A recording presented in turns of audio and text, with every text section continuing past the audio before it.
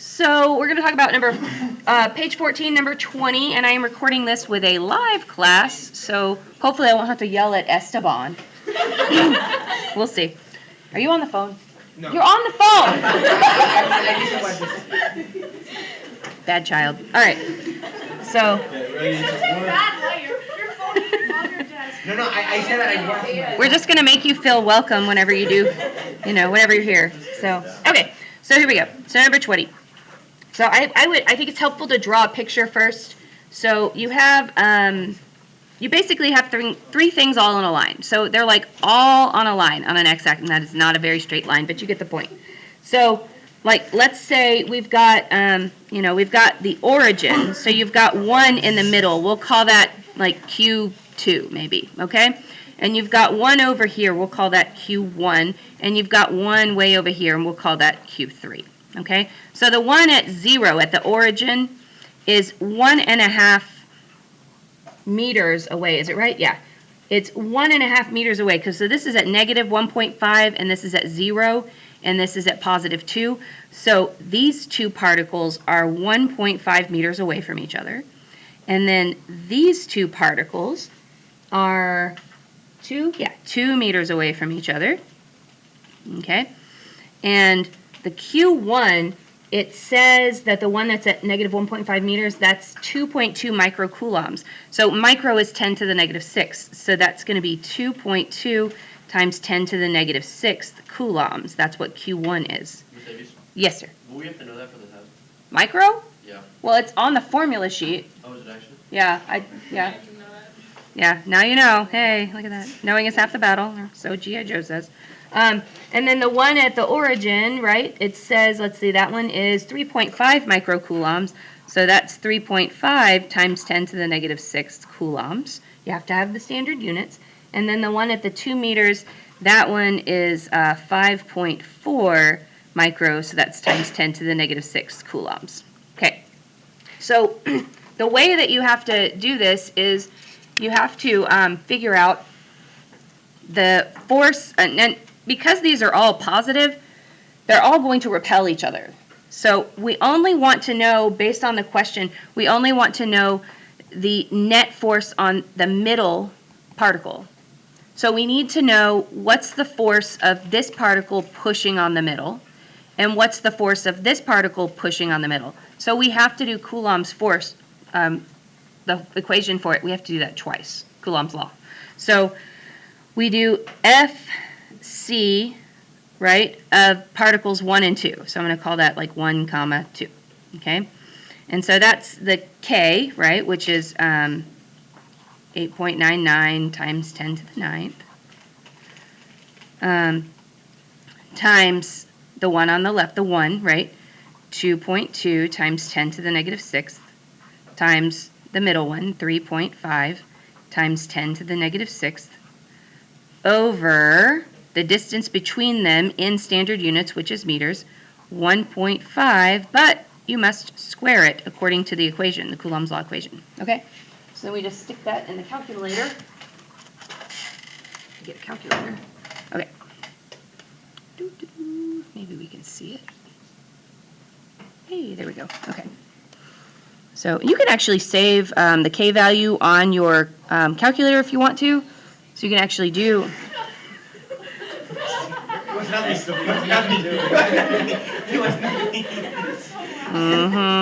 Bad children in the class. 8.99 times 10. Shh. I'm teaching here. Okay.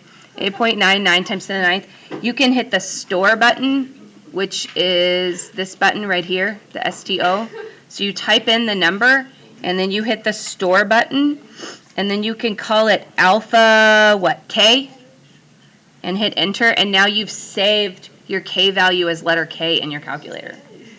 So then you can type in just K times whatever every time instead of typing in the K value, right?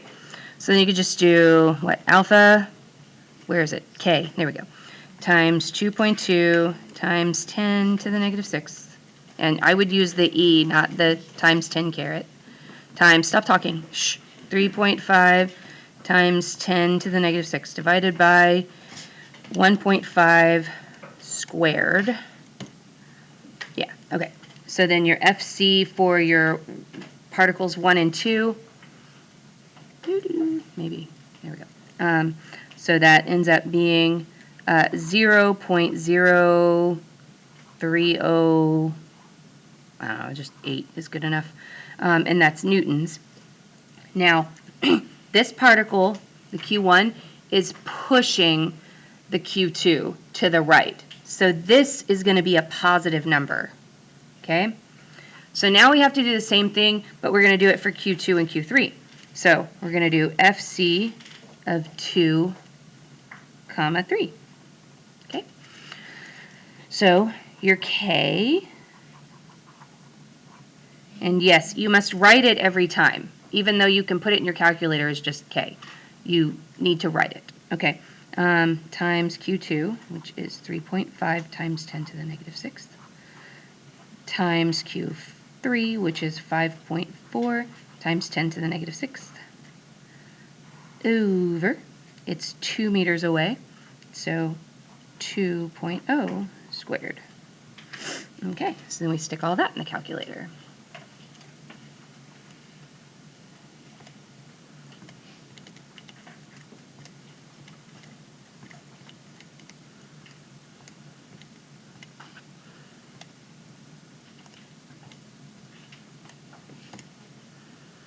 Okay, and so then that equals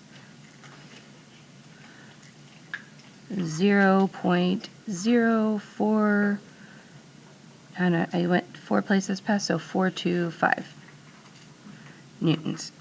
Okay, so now if you look at your picture, Q3, charge 3, is pushing Q2 to the left, so technically that should be negative. Okay? So then I would just add the two forces together. So you end up with 0.0308 minus, or plus negative, same thing, minus 0.0425. And I pretty much just like use the numbers in my calculator. So I just would do like that minus that. And so you end up with negative 0.0117 newtons. So you can say it's negative, or you can report this as 0.0117 newtons to the left. Okay? So the negative is just indicating the direction. That's all. Okay? Now I know I took up a lot of space with this particular question. You don't have to take up quite so much space. I just write big. Okay.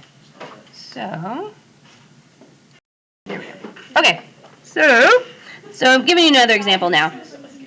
So this time I've put the distances in nanometers, and the charges are all in Coulomb, so those are the standard units, but I made one of them negative. And I want to know what is the net force on Q2. Okay?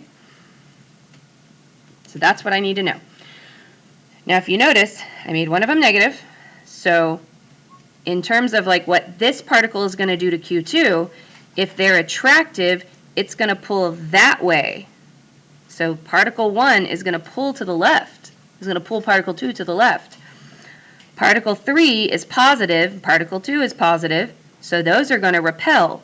So particle 3 is going to push particle 2 to the left. So what sign should your net force have on Q2? Negative, because it's being pulled and pushed to the left. Okay? And we're going to assume that these are static, they're not moving. Okay? So, all right, so first we're going to do the FC between 1 and 2.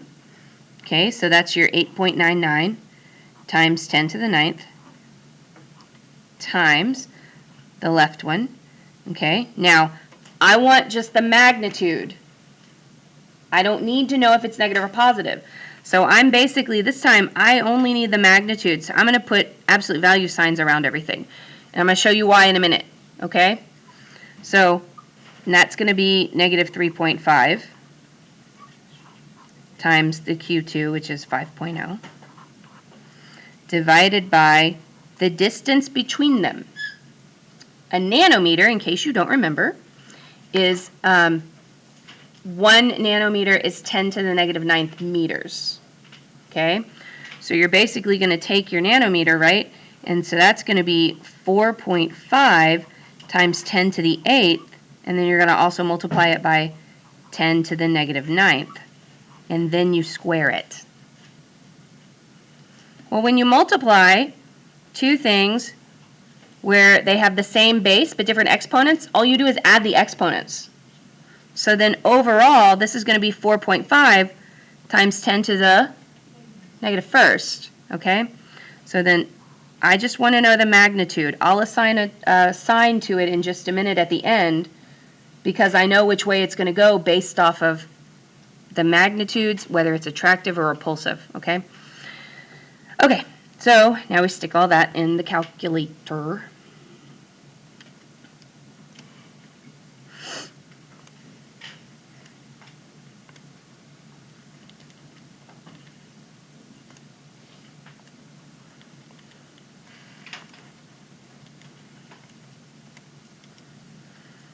Okay, and so I get overall 7.77 times 10 to the 11th, okay? Newtons, sorry about that. So I know that Q1 is pulling Q2 to the left, so I'm going to stick a negative on the front of that. So it does end up being negative overall, but I'm going to stick a negative on it because I know which direction it's going based on my drawing. Okay? Yes, ma'am. Because this is a negative particle, this is a positive particle. What do we know about opposite charges? Do they attract or repel? They attract. I want to know the net force on this fella. So is this one pulling on Q2 or pushing it? It's pulling because it's attracted to it. So it's going to pull. Which direction is it pulling? To the left. So that's why I'm sticking a negative on, because it's pulling to the left. Cool beans? Okay. So now we're going to do the Coulombic force between particles 2 and 3. Okay, and again, I just want to know the magnitude. So that's going to be my K. Oops. I'm writing in pen and I screwed it up. Sorry. All right. Times 5 times 4.7 over 8.3 times 10 to the 7th, and it's nanometers, and I need it to be meters, so then I'm going to multiply it by 10 to the negative 9th, and square it. Don't forget to square it. Okay.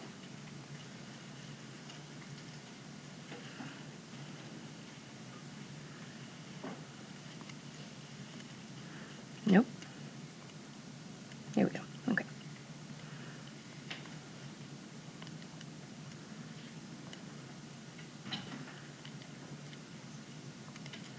Let's see. 7 minus 9 is negative 2. Okay. So 3.07 times 10 to the 13th newtons. Now, I know that Q2 and Q3 are both positive, so is Q3 going to push or pull on Q2? Push. And which way is it going to push? To the left. So that should be negative. So then we just add those together, okay?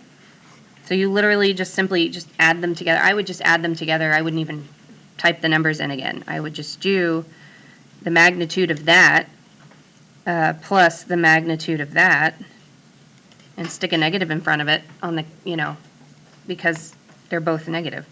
So then I get negative 3.14 times 10 to the 13th newtons.